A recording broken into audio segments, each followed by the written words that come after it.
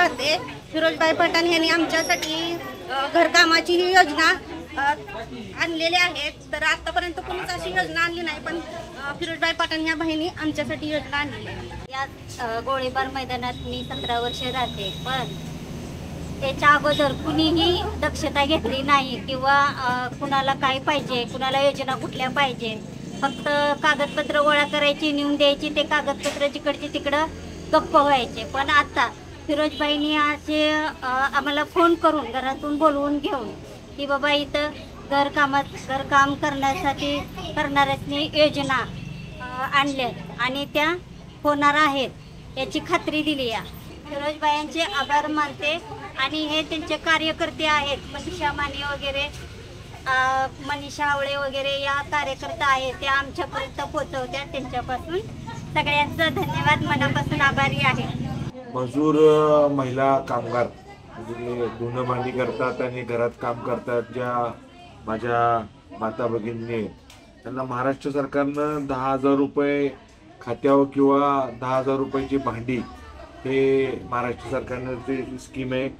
आपले लाडके आमदार श्रीमंत छत्रपती आमदार शिवेंद्रराजे भोसले महाराज साहेबांच्या आणि भाजप पक्षाच्या वतीनं ही आपण माझ्या विलासपूर गोळीबारच्या सर्व महिलांसाठी, जे कामगार महिला आहेत आणि मजूर महिला आहेत, ज्या घरकाम करतात आणि सगळीकडं काम करत असतात, त्या माझ्या माता भगिनींना माझी कळकळीची आणि नम्रतेची विनंती आहे.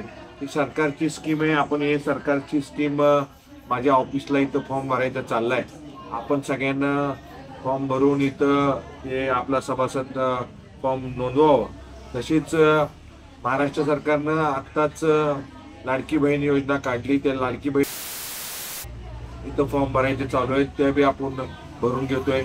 मला खात्री आहे माझ्या विलासपूरच्या सर्व माता भगिनी आणि मला जे सहकार्य करणारे सर्व कलेक्टर साहेब असू दे, जिल्हा परिषद सीओ मॅडम असू दे, परत डेप्युटी सीओ असू दे, सातारा नगरपालिकेचे सीओ असू दे, सातारा अंगणवाडी सेविका, सगळ्या सेविका, माझ्या विलासपूरच्या सेविका ज्या पद्धतीनं काम करतात महिलांना पैसे मिळण्यासाठी आणि महिलांना हे आपल्या महाराष्ट्र सरकारनं जे देवेंद्र फडणवीस साहेब आहेत, अजितदादा पवार आहेत आणि एकनाथ शिंदे साहेबांची आणि स्थानिकला श्रीमंत छत्रपती आमदार शिवेंद्रराजे भोसले आपल्या तालुक्याचे आणि आपल्या सातारा जावली तालुक्याचे भाग्यविधाते आणि आमदार यांच्या माध्यमातून ह्या माझ्या वार्ड क्रमांक 17 मध्ये चालू आहे.